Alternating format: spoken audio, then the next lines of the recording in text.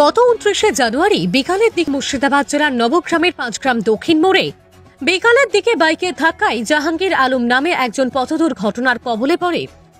তিনি রুশুল গ্রাম পঞ্চায়েতে বাংলা সহায়ক কেন্দ্রে কর্মরত ছিলেন।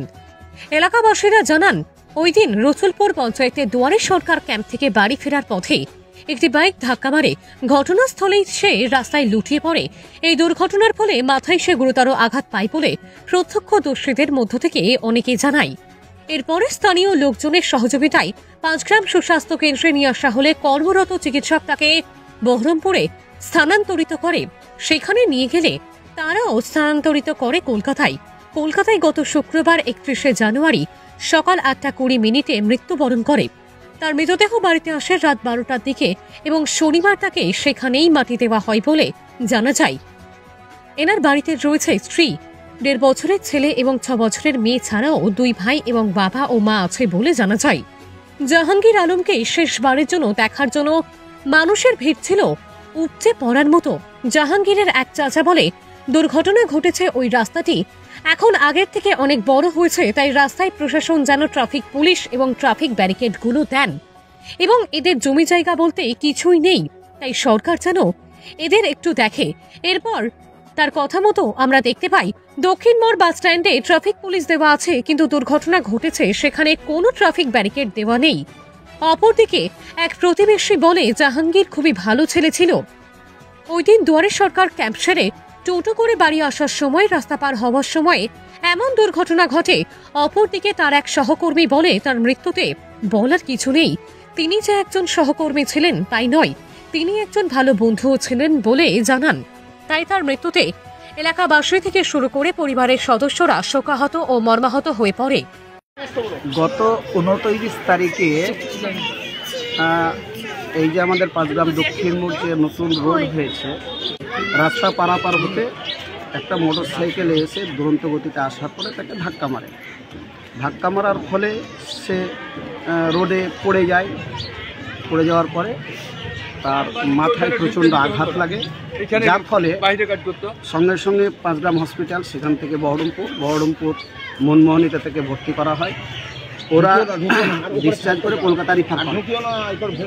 সেই কলকাতাতে থাকার পরে গতকাল 31 তারিখে ঠিক সকাল 8টা সাড়ে 8টার সময় আমাদের কাছে খবর আসে যে আমাদের ছেলে জাহাঙ্গীর আলম আর দুনিয়ার বুকে নেই, চলে যায়। এই মর্মান্তিক যে দুর্ঘটনা, এই দুর্ঘটনায় আমরা পরিবার, আত্মীয় স্বজন, গ্রামবাসী সকলে আমরা মর্মাহত।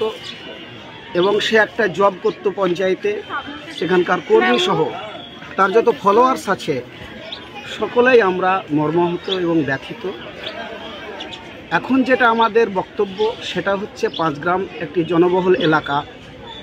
এই এলাকায় ট্রাফিক নিয়ন্ত্রণ যদি ঠিকঠাক না হয়, তাহলে বারবার যদি এই তরুতাজা প্রাণ চলে যায়, তাহলে সেটা আমাদের পক্ষে একটা দুঃখজনক ব্যাপার। প্রশাসনের দৃষ্টি আকর্ষণ আমরা করব, যাতে করে ট্রাফিক ব্যবস্থাটা এবং পারাপারে যে ব্যবস্থাটা, যেটা যদি সঠিকভাবে ইউটিলাইজ হয় তাহলে এলাকার মানুষ উপকৃত হবে। সেই সঙ্গে এই যে পরিবার আজকে দুস্থ, এদের জমি জায়গা কিছু নেই, তারা 3 ভাই, পিতা মাতা এবং তার 2 সন্তান সহ একই পরিবারে থাকতো। এই পরিবারটা এখন কি করে চলবে সেটা একটা দুঃসহ ব্যাপার। আমরা সরকারের কাছে একটা আশা করছি, এই পরিবারের দিকে লক্ষ্য রেখে যাতে আগামী দিনে পরিবারটা কিভাবে চলবে তার যদি একটা সুব্যবস্থা করে, তাহলে আমরা কৃতজ্ঞ হব এবং দুঃখ আমাদের যাবে যদি পরিবারটার পাশে কেউ দাঁড়ায়। আপনার নাম, পরিচয়? আমার নাম মৌলানা খায়রুল বাসার। জাহাঙ্গীর আমার নিজের চাচা ভাই, আমার ভাইপো হচ্ছে। গত 29 তারিখ আমাদের রসুলপুরের দুয়ারে সরকারের কাজ চলছিল। ছেলেটা আমার প্রতিবেশী এবং খুব ভালো ছেলে। সে বিএসকেতে কাজ করত। তো দুয়ারে সরকারের কাজ সেরে বাড়ি ফিরছিল। বাড়ি ফেরার পথে ওই মাত্র টোটো থেকে বোধহয় সম্ভবত নেমেছিল। নামার পরেই ওই একটা দক্ষিণ দিক থেকে গাড়ি এসে, তখন দাঁড়িয়েই ছিল, একটা গাড়ি এসে ধাক্কা মারে। ধাক্কা মারার পরে সেটা আমার বাড়ির একেবারেই সামনে এবং চোখের সামনেই সে ঘটনাটা ঘটে। আমরা তাড়াহুড়ো করে আমার বাড়ির আমার ছোট ছেলে, সেও স্কুল থেকে ফিরছিল। তারপরে আমরা ওখানকার স্থানীয় লোক সবাই, আমিও আমার বাড়ি থেকে নিচে নেমে যাই। নেমে যাওয়ার পরেই দেখি যে তার পড়ে মাথাটা ফেটে গেছে মাথার। তারপরেই কিন্তু ওই একবার চোখের দিকে আমাদের তাকানোর পরেই কিন্তু নিস্তেজ হয়ে যায়। আমরা সঙ্গে সঙ্গে ওখান থেকে যে আমাদের পাঁচগ্রাম গ্রাম পঞ্চায়েতের যে পাঁচগ্রাম হসপিটাল, সেই হসপিটালে আমরা তাকে নিয়ে যাই।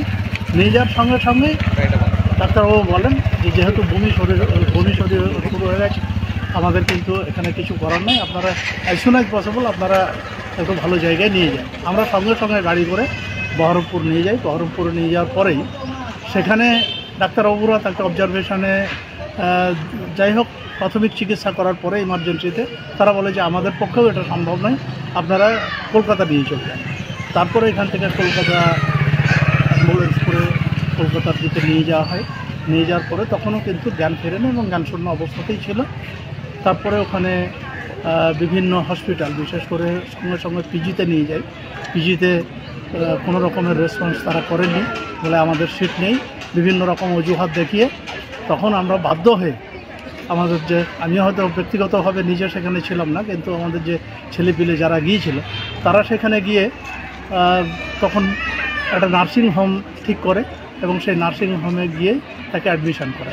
অ্যাডমিশন করার পরেই কিন্তু আর তার যে চিকিৎসা, পেশেন্ট কিন্তু আর সাড়া দেয়নি। দেখা গেল যে একদিন 1.5 দিনের মাথায় সে কিন্তু এক্সপায়ার করে। তারপরে তো আমরা এখান থেকে লোকজন গিয়ে আবার সেখান থেকে এই যে সমস্ত আইনগত বিষয়গুলো আছে, পুলিশের সঙ্গে যোগাযোগ করা, এখান থেকে নো অবজেকশন দেওয়া, তারপরে সেখান থেকে পুলিশের যে সমস্ত কাজকর্ম সেগুলো করে তারপরে আমরা ওখানে পোস্টমর্টমের ব্যবস্থা করা হয় এনআরএসে পোস্টমর্টম করার পরে সেখান থেকে ওই 5টা সাড়ে 5টা নাগাদ গাড়ি ওখানে অ্যাম্বুলেন্স ভাড়া করে আমরা নিয়ে আসি এবং এখানে যখন পৌঁছাই তখন মোটামুটি ওই রাত্রি 12টার দিকে এখানে এলো। তারপরে তো আমরা আজকে মানে বাড়িতে তো শোকের ছায়া, তার ছোট ছোট 2টো বাচ্চা, একটা মেয়ে যার বয়স 5 থেকে 6 বছর, আর ছেলেটার বয়স 1.5 বছর মতো। এই 2টো নাবালক ছেলে রেখে কিন্তু চলে যেতে বাধ্য হলো।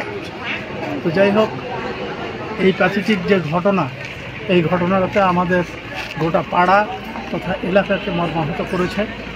আমরা তার আত্মার শান্তি কামনা করছি এবং আমরা এইমাত্র এই কিছুক্ষণ হলো আমরা তার দফন ক্রিয়া সম্পন্ন করে আমরা ফিরলাম। গাড়িটা কি গাড়ি ছিল? গাড়িটা মোটর বাইক ওই এসটিআর না কি বলছে, আরটিআর না এসটিআর বলছে, ওসব আমরা পুরোনো দিনের মানুষ, ওসব বুঝি না। খুব স্পিডি গাড়ি, কি করা যাবে।